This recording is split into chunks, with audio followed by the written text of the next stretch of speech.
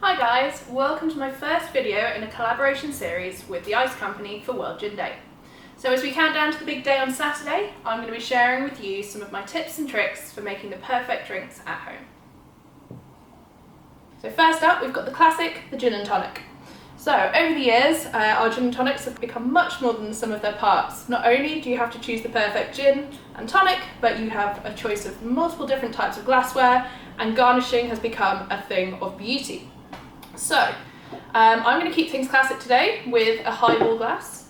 So the first thing we want to do is fill that with plenty of ice. So today I'm using the super cubes from the Ice Company, which are huge, big chunks of ice, as you can see here. It's actually quite a common misconception that the more ice you put in your drink, the more diluted it gets. Whereas actually what you want to do is pack that glass with as much ice as you can. And that means that your drink is actually going to stay colder for longer, which actually reduces the dilution of the ice. So next we're going to add the gin. So I've chosen Citadel gin, which is made in Cognac in France. So we're going to put a healthy double measure into the glass.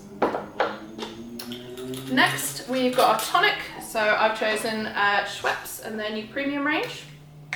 And you're going to want to add that into the glass. So I tend to pour quite slowly because I like a bubbly gin and tonic. So you don't want to knock out any of the bubbles in there.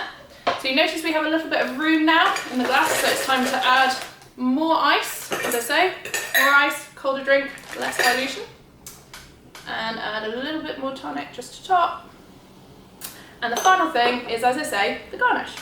So I'm keeping things quite classic again. So I've got a lemon slice here, but actually I really like the idea of double garnishing drinks, which is quite popular now, and I like to combine a citrus element with a herbal element. So I've gone for some thyme here, which I'm going to just sit up in the top of the glass, and by agitating it you're actually going to release all the oils in the thyme, so that when you bring it to your lips you're going to get a nice aromatic smell alongside your gin. So cheers guys!